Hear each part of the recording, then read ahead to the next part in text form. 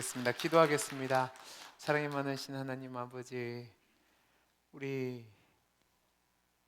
주님의 임마누엘의 은혜를 소망하며 귀한 찬양대가 하나님 앞에 찬양 올려드렸습니다. 우리 준비하여 찬양 드리는 찬양대원들의 삶 가운데 임마누엘의 하나님의 은혜를 허락하여 주옵소서. 이 시간 말씀 듣습니다. 말씀 가운데 함께하여 주시고 풍성한 은혜 주시기를 소원하며 사랑 많으신 예수님 이름으로 기도하옵나이다. 아멘. 다시 한번 옆에 있는 분 인사하겠습니다. 말씀의 은혜 많이 받으세요. 말씀의 은혜 많이 받으세요. 저와 여러분은 하나님을 믿는 사람들입니다. 하나님을 믿기에 이 추운 날씨, 제가 시계를 보니까 영하 5도예요. 한낮인데도 영하 5도, 부산에서 흔치 않는 날씨입니다. 그런데도 추위를 뚫고 하나님을 예배하러 온 겁니다. 그러면 여러분이 하나님을 믿는데 여러분은 어떤 하나님을 믿으십니까? 아마 나름대로 정리하고 계실 텐데요. 우리가 가진 그 하나님에 대한 개념 중에서 아마 공통적인 개념을 뽑자고 하면 우리 하나님은 시건치 않으시는, 변함이 없으신 신실하신 하나님이라는 사실일 겁니다. 아멘이십니까? 우리 하나님은 전지전능하신 하나님이기에 거짓이 없으시고 진실하시며 변함이 없다는 것을 우리는 믿습니다. 자, 그러면 거짓말하지 않는 하나님, 진실하신 하나님이라고 할 때 그 거짓말이 뭘까요? 사전적으로 보면 이 거짓말이라는 단어는 사실이 아닌 것을 사실처럼 꾸며서 말하는 것이란 뜻을 가지고 있습니다. 또는 실속 없는 말, 소용없는 말도 거짓말이라고 정의를 내립니다. 그런데 우리가 이제 실제 삶을 살다 보면 이 거짓이냐 진실이냐를 말할 때 그 기준은 사실 자체로 판단하기보다는 우리의 이성이 판단 기준이 될 때가 많이 있습니다. 이 이성이 판단 기준이 된다는 게 뭐냐면 사실이냐 거짓을 판단할 때에 우리가 가지고 있는 상식과 기준에 따라서 그것을 결정한다는 말입니다. 그런데 대부분 우리가 가지고 있는 이 상식이라는 것은 뭐냐면 인과응보의 법칙입니다. 그런데 우리가 기억해야 될 것은 우리 하나님은 이 인과응보의 원리를 넘어선 절대적이고 무한하신 지대로 이 세상을 주관하시고 다스리시는 주인 되신 하나님이라는 사실입니다. 우리가 이것을 믿으면 우리가 생각하는 거짓말의 개념이 하나님에게는 적용되지 않을 수 있고 또 그것이 우리에게 은혜와 지혜가 됩니다. 그 이야기를 오늘 해보려고 하는데, 여러분 오늘 주보를 보세요. 주보를 보시면 설교 제목이 어떻게 되어 있죠? 그렇게 읽으시면 안 돼요. 자, 거짓말 하시는 하나님입니다. 뒤에 뭐가 붙어 있어요? 물음표가 붙어 있어요. 거짓말 하시는 하나님, 그게 아니라 거짓말 하시는 하나님 질문을 갖는 겁니다. 그 이야기를 오늘 말씀을 통해서 해보려고 하는 겁니다. 여러분 오늘 우리가 읽은 본문이 있는 열왕기상 22장은 아합 왕과 지금으로 말하면 시리아 지역에 있었던 아람 왕 벤하닷이란 사람과 3차 전투를 벌이는 내용과 그 전투 결과 아합이 전사하는 내용을 기록하고 있습니다. 아합과 벤하닷의 이 3차 전투는 2차 전투가 있은 지 3년 후인 주전 853년경에 일어난 전투입니다. 이 사실을 22장 1절은 이렇게 기록하고 있습니다. 아람과 이스라엘 사이에 전쟁 없이 3년을 지냈더라. 그러니까 3년이 지난 뒤에 전쟁이 벌어졌는데 이 3차 전쟁은 1차, 2차 전쟁과는 양상이 좀 달라요. 1차, 2차 전쟁은 아람 왕 벤하닷이 이스라엘을 침공해서 전쟁이 일어났습니다. 그런데 이 3차 전쟁이 일어난 이유는 2차 전쟁 때 하나님의 은혜로 이스라엘이 아람에 대승을 거둡니다. 그리고 아람에게 엄청나게 큰 타격을 줘요. 이때 베나닷은 자신의 목숨을 구걸하는 조건으로 어떤 약속을 내밀었냐면 이스라엘에게서 빼앗았던 모든 땅을 다시 돌려주겠다는 약속을 했습니다. 그런데 그 약속을 3년 동안 지키지 않는 겁니다. 특별히 오늘 본문에 나오는 것처럼 길앗 라못이라는 이 땅을 아합은 되찾기를 원했는데 주지 않으니까 이 땅을 빼앗기 위해서 원정하는 전쟁을 벌이게 되는 겁니다. 그런데 이 아람이 혼자 아람을 향해 가는 것이 아니라 오늘 본문에 나오는 것처럼 남유다의 왕이었던 여호사밧과 동맹을 맺고 전쟁을 하러 올라갑니다.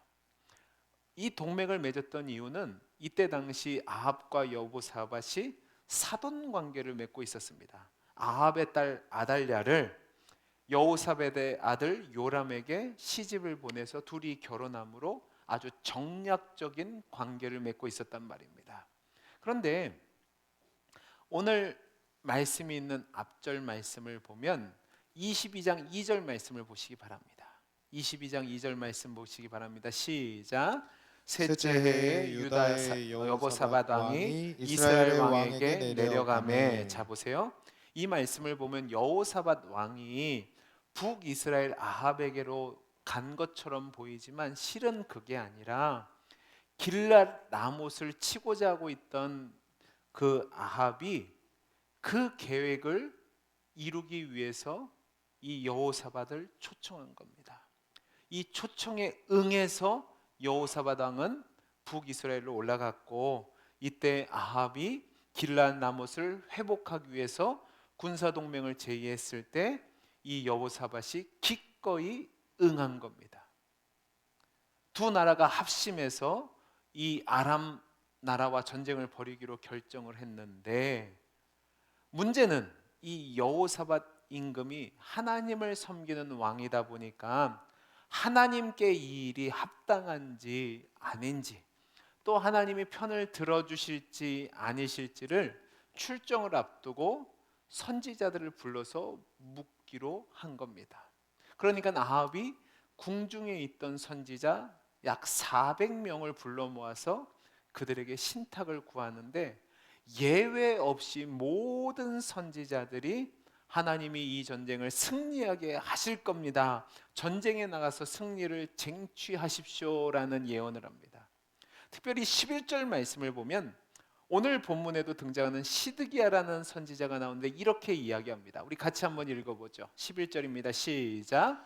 그나아나의 아들 시드기야는 자기를 위하여 철로 뿔들을 만들어 가지고 말하되 여호와의 말씀이 왕이 이것들로 아람 사람을 찔러 진멸하리라 하셨다 자, 하고. 시드기야는 뭐라고 얘기하냐면 아합의 승리를 확신하면서 철로 뿔들을 가지고 와서 그 뿔들로 왕이 아람 사람을 찔러서 진멸할 것입니다 라고 예언합니다.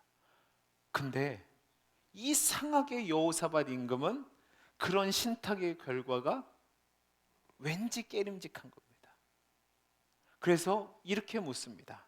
이 선지자들 말고 또 다른 믿을 만한 선지자가 없습니까? 라고 질문을 해요. 그러니까 아합이 숨길 수 없잖아요. 그러니까 이렇게 얘기합니다. 한 놈이 있기는 한데 제가 한 놈이란 데는 이유가 있습니다. 한 선지자가 있기는 한데 늘 그 놈은 나한테 흉한 말만 합니다. 그래서 내가 부를 마음이 없습니다라고 얘기를 해요. 그런데도 여호사밧 임금은 그래도 그 사람을 불러서 이야기를 들어보자고 얘기합니다. 그러니까 아합이 어쩔 수 없이 오늘 본문에 등장하는 미가야 선지자를 부릅니다. 그리고 이후에 벌어진 것이 저와 여러분이 오늘 읽은 본문의 내용인데 미가야 선지자는 처음에는 아합의 질문을 받자 다른 선지자들이 했던 것처럼 올라가서 승리하십시오. 하나님께서 승리하게 하실 겁니다라고 대답을 합니다. 근데 아합이 만족하지 못하고 이렇게 얘기합니다. 너 진실 똑바로 해라. 너 나한테 좋은 말 한 적이 한 번도 없는데 왜 이번에는 좋은 말 하냐? 뭐라는 거예요 지금? 이것도 싫고 저것도 싫고 그래요. 거짓말하지 말라는 거죠. 그러니까 미가야가 그제서 진실을 이야기하는데 그 내용이 오늘 말씀 19절에서 23절 말씀이에요. 근데 이 19절에서 23절 말씀이 성경 전체의 내용 중에서 난하주라고 얘기합니다. 그 얘기가 뭐냐면 이해하기 어려운 내용들이에요. 왜 이해하기 어려운 내용이냐면 우리가 아까 얘기했던 우리가 믿는 하나님이 거짓 없고 시건치 않는 하나님이라고 하는데 이 내용을 보면 좀 달라요. 뭐냐? 미가야가 환상을 봤는데 하나님 주변에 하늘의 모든 천군 천사 만군들이 하나님 앞에 여호와를 모시고 섰어요. 근데 여호와께서 말씀하시기를 이렇게 얘기해. 누가 가서 아합을 꾀어서 이 전쟁터에 나가서 죽게 하겠느냐. 그러니까 모여있던 만군들 중에서 어떤 영은 내가 이렇게 하겠습니다, 어떤 영은 내가 저렇게 하겠습니다 하는데 그 중에 한 영이 나타나서 제가 그를 이렇게 꾀겠습니다라고 얘기합니다. 그러니까 하나님이 어떻게 꾀일 건데 질문을 하니까 제가 거짓말하는 영이 되어서 선지자들의 입에 거짓말을 주어서 그를 속여서 죽음의 자리에 끌어내겠다고 얘기합니다. 그러자 그 영의 말을 들으신 하나님이 그래, 내 계책이 좋으니까 너는 가서 그를 속여서 죽음의 자리로 끌어내라. 내가 그것을 성공하게 하겠다라고 말씀합니다. 그리고 이 미가야의 예언대로 결국 아합은 전쟁에 나가서 길르앗 라못이라는 장소에서 죽음을 당하게 됩니다. 그런데 이제 오늘 우리가 이제 주목해야 될 내용이 21절 22절 말씀이에요. 우리 같이 한번 다시 읽어보겠습니다. 같이 읽어보겠습니다. 시작. 한 영이 나와 여호와 앞에 서서 말하되 내가 그를 깨겠나이다. 여호와께서 그에게 이르시되 어떻게 하겠느냐. 이르되 내가 나가서 거짓말하는 영이 되어서 그의 모든 선지자들의 입에 있겠나이다. 여호와께서 이르시되 너는 꾀겠고 또 이루리라. 나가서 그리하라 하셨은즉. 여러분 이상하지 않으세요?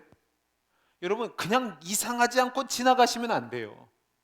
왜 이상하냐면 어떻게 하나님이 거짓말할 수 있느냐라는 질문이 나와야 되기 때문에 그랬어요. 왜냐하면 우리가 믿는 하나님은 정의로우신 하나님, 공의로우신 하나님, 신실하신 하나님, 시건치 않으시는 하나님, 거짓 없는 하나님이라고 믿고 있단 말이에요. 그리고 그렇게 고백해요. 그런데 오늘 본문에 나오는 하나님은 그런 성품에 어긋나는 모습을 보이고 있단 말입니다.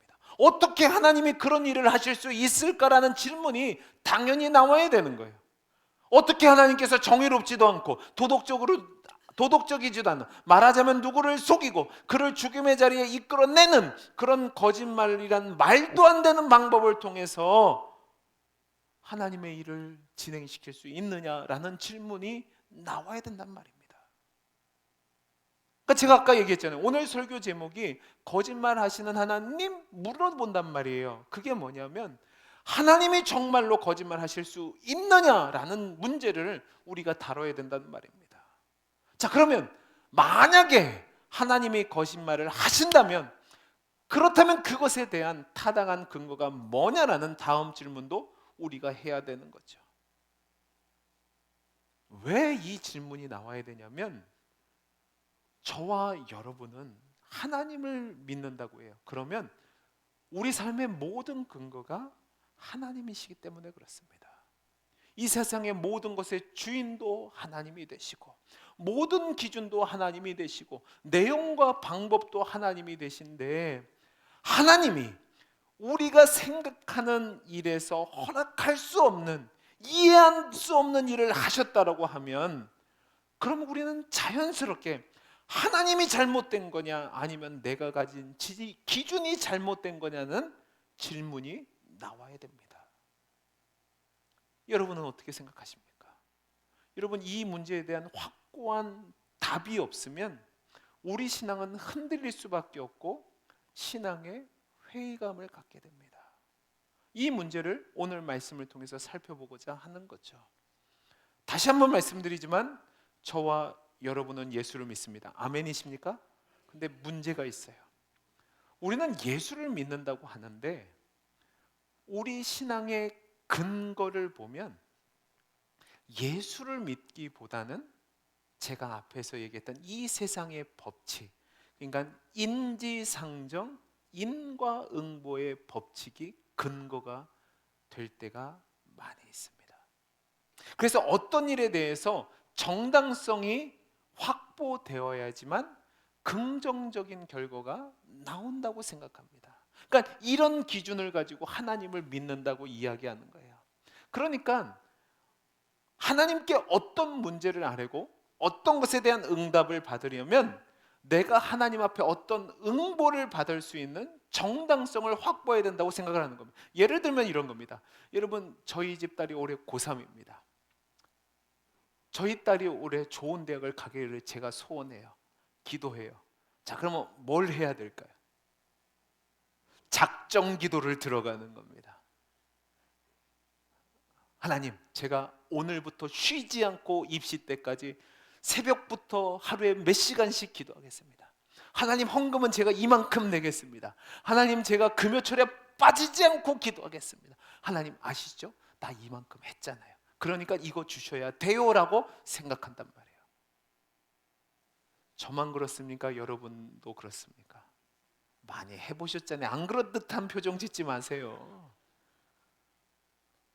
어떤 문제가 있으면 기도할 때 하나님 앞에서 내가 그런 응답을 받을 만한 준비를 하려고 해요. 그래서 회개도 미리 해놓고 선한 일들도 미리 해놓고 하나님 앞에 조금 떳떳한 상황에 대해서 하나님께 요구하려고 한단 말입니다.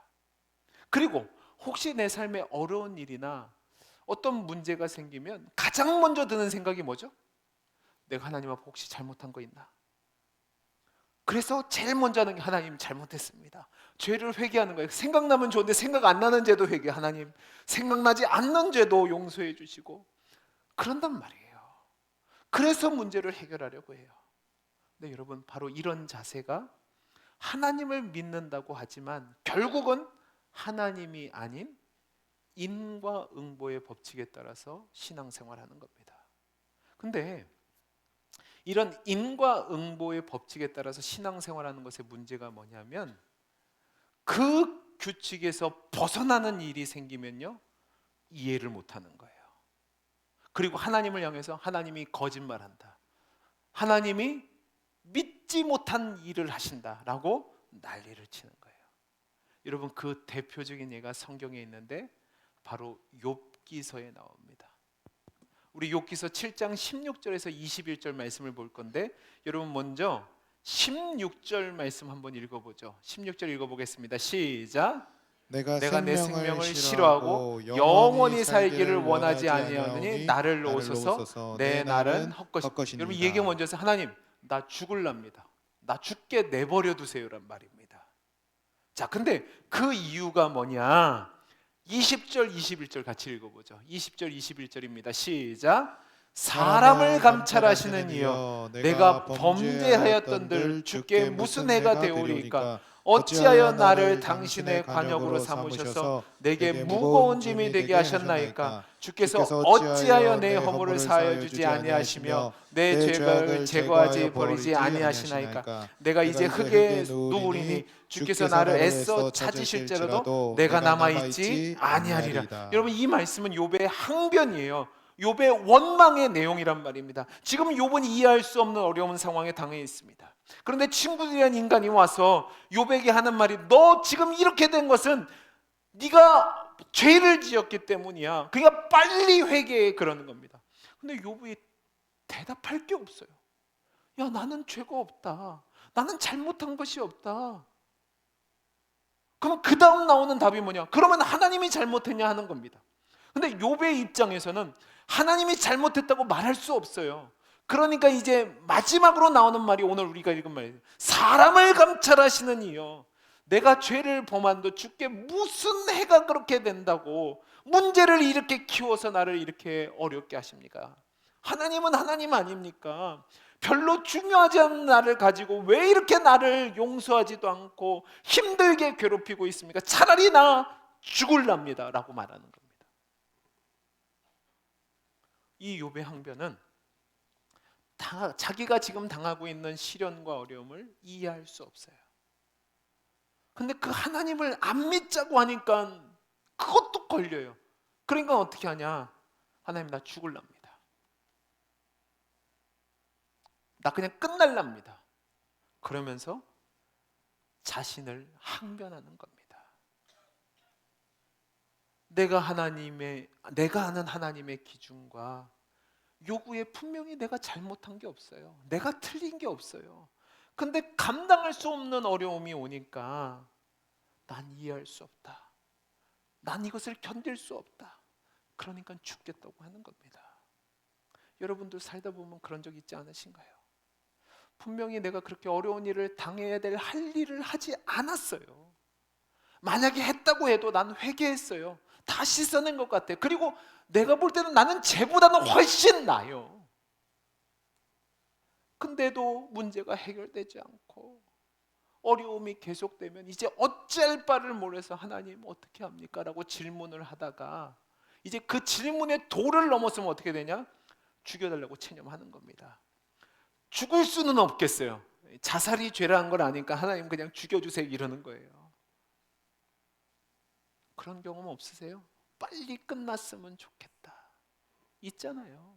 근데 여러분, 이런 내용이 성경에 정말 많이 있습니다. 시편 읽어보세요. 이런 걸로 가득 차 있습니다. 시편의 한 편을 보면 하나님 정말 이럴 거예요? 정말 이럴 거예요? 나 죽는 꼴 볼 거예요? 이렇게 나옵니다. 진짜 대놓고 이렇게 얘기합니다. 근데 선지자들 중에서도 이렇게 말하는 사람이 있어요. 에레미야서 20장 한번 가보시기 바랍니다.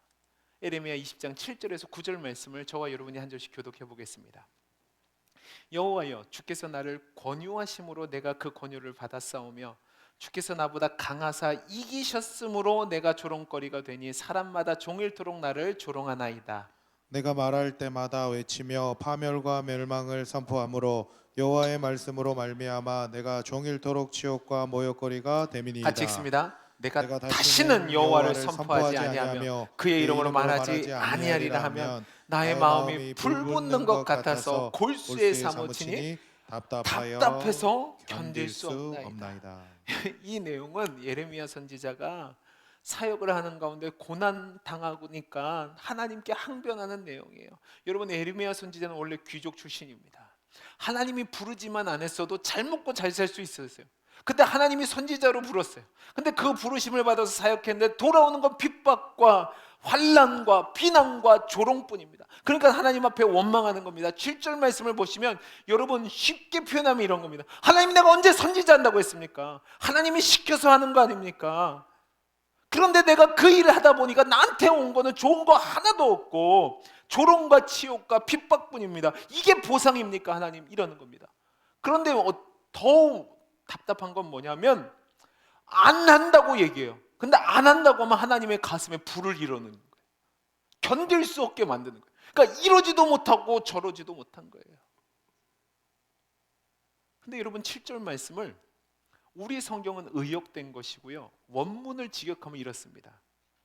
하나님께서 나를 유혹하여 속이셨으므로 내가 속았습니다. 나 지금 속아서 이 일하고 있다는 거예요. 하나님이 나 유혹했잖아요. 하나님이 나 꼬셨잖아요. 근데 이 일 했는데 이것밖에 안 됩니까? 라는 절규하는 거예요. 우리 아내분들 남편한테 이런 말 많이 하셨잖아요. 당신이 나 꼬셨잖아. 결혼하면 손에 물 한 번 안 묻혀준다며. 근데 이게 뭐야? 지금 그거 하는 거랑 똑같은 거예요. 그러면 예레미야 선지자가 도대체 하나님을 향해서 뭘 속였다고 얘기하는 걸까요? 그의 생각 속에는 인과응보의 생각이 있었던 거예요. 하나님께서 자기를 세워 하나님 뜻을 알리고 하나님 백성을 향해서 하나님 말씀을 전하도록 했다면 그들 앞에 갔을 때 적어도 어느 정도는 보상해 주기를 바랬던 거예요. 저들이 이야기를 듣고 회개를 하거나 당신의 말씀이 맞습니다. 당신 정말 하나님의 사람입니다. 인정해 주기를 바랬는데 자신한테 돌아오는 것은 예외 없이 아니 처참하게 비난과 조롱만 오니까 하나님 나를 속이셨습니다. 하나님 나에게 거짓말했습니다 라고 말하는 거예요. 여러분은 이 부분을 어떻게 이해하시겠습니까?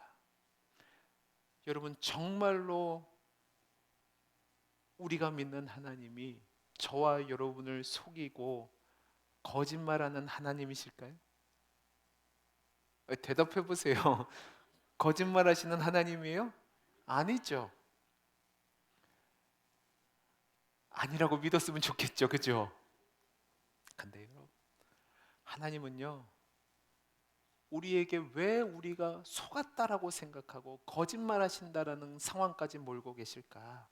그것은 우리를 깨닫게 하시기 위해서. 그게 어떤 깨달음이냐면, 우리는 하나님을 인과응보의 기준으로 이해하고 기대하려고 해요.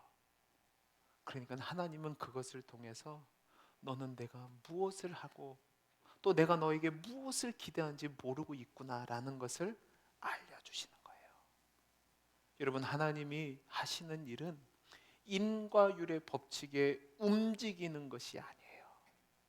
하나님은 그것을 넘어서 하나님의 뜻이 무엇인지는 모르지만 우리가 보는 입장에서는 하나님이 거짓말하는 것 같고 하나님이 우리를 속이는 것 같지만 그럼에도 불구하고 하나님이 계획하신 선하신 일을 하신다는 말입니다.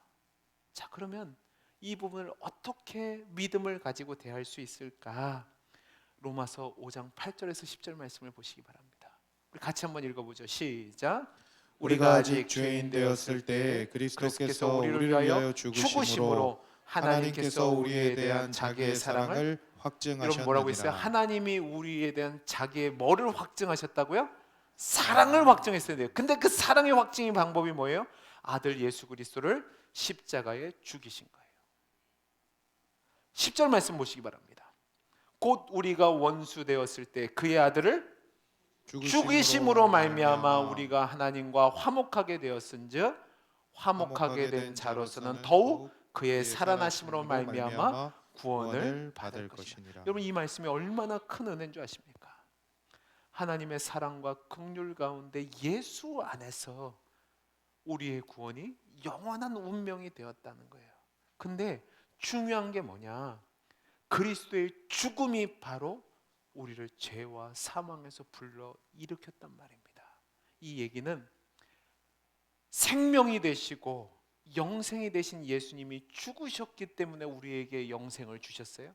그러면 다시 살아나신 예수님은 우리에게 얼마나 더 큰 것을 주겠느냐 하는 확신의 말씀을 주는 겁니다.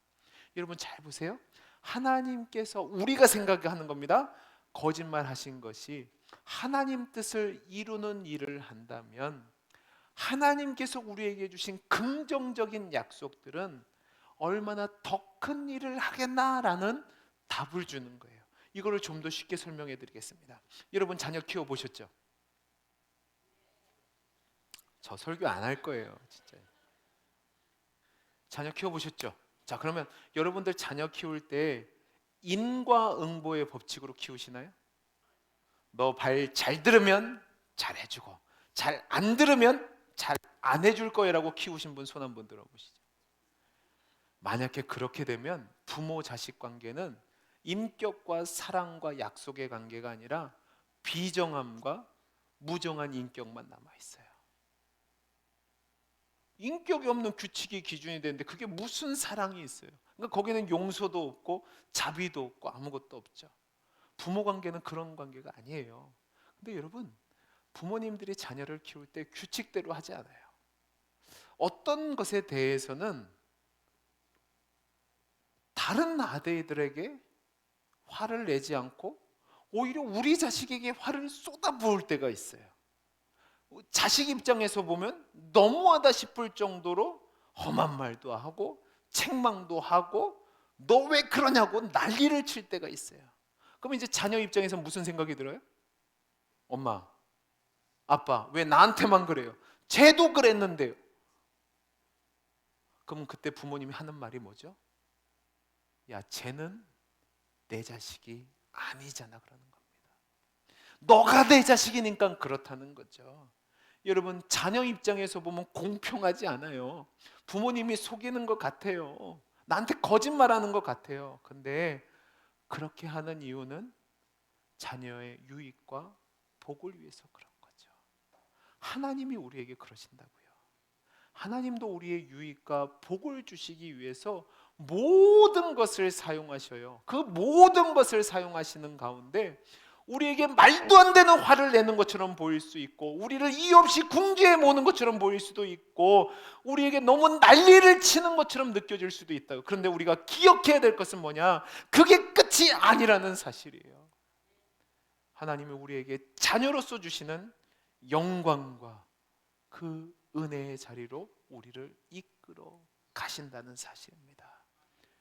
거기서 하나님 정말 이러기에요? 하나님 왜 나한테만 그러세요? 하나님 거짓말하는 거고 나 속이는 거고 그러시면 안 돼요 라고 해서 멈추면 안 되고, 하나님 제가 하나님 더 의지해 보겠습니다, 하나님 제가 더 힘을 내보겠습니다 하는 것이 맞다는 말입니다. 여러분, 제가 이 설교를 준비할 때 실은 저도 그런 게 있었습니다. 작년부터 좀 더 열심히 해보려고 저녁마다 기도를 했습니다. 하나님 좀 잘 좀 되게 해주세요, 하나님 은혜 좀 주세요 기도했어요. 근데 그 결과가 작년 9월인가 뇌종양으로 나온 겁니다. 화가 얼마나 난 줄 아세요? 제가 하나님한테 그래서, 하나님 정말 이럴 거예요? 도대체 뭐 하자는 겁니까? 하나님 열심히 하면 복 준다면 나 저한테 정말 거짓말한 거예요? 제가 그랬다니까요.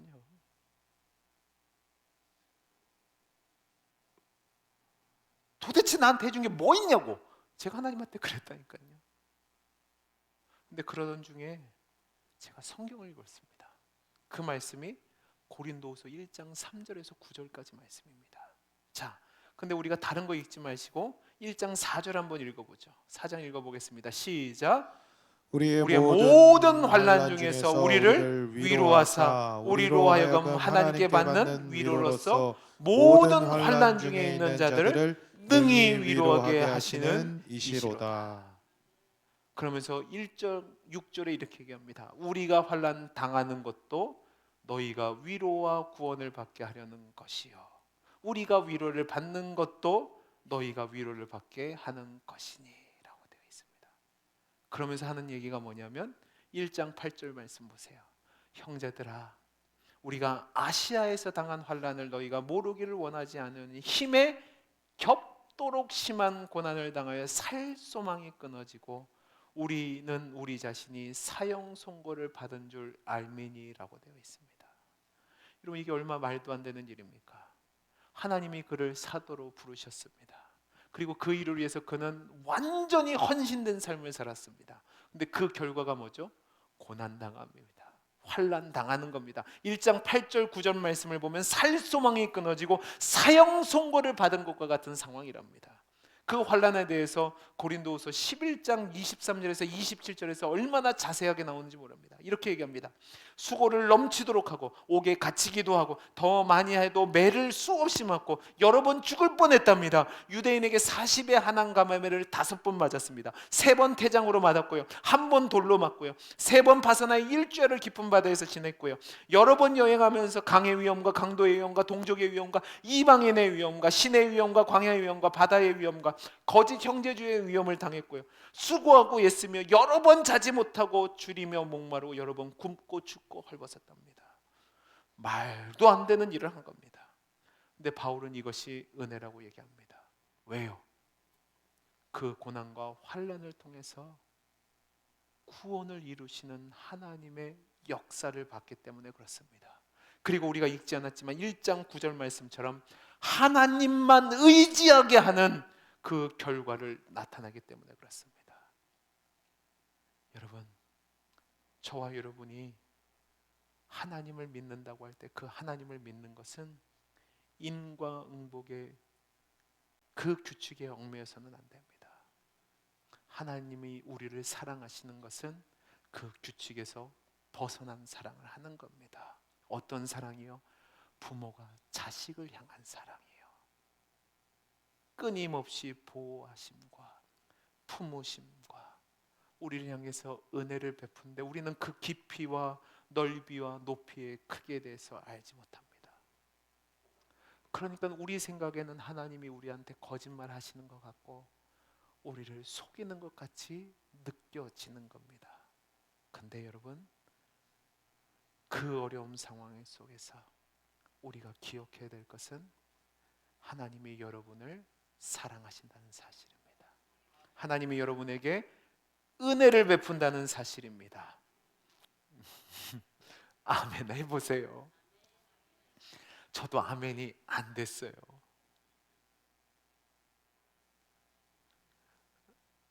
또 이 얘기하면 안 되는데, 저희 아버지가 이 얘기를 하니까 하나님 은혜래. 제가 속으로 하나님 은혜는, 근데 하나님 은혜가 맞아요. 왠지 아세요? 이걸 통해서 하나님이 우리에게 약속한 모든 복을 이루시는 과정입니다. 하나님이 그 과정이 지나고 나면 우리를 하나님의 자녀로서 하나님이 원하시는 그 아름다운 모습으로 결국은 만들고야 마시는 일을 행하시는 겁니다. 속이는 것 같아요. 거짓말 같아요. 하나님은 근데 그게 아니에요. 여러분의 인생에 지금도 모든 방법을 동원해서 여러분에게 주신 약속을 이루시는 하나님을 믿으시기 바랍니다. 거짓말 같을 수 있어요.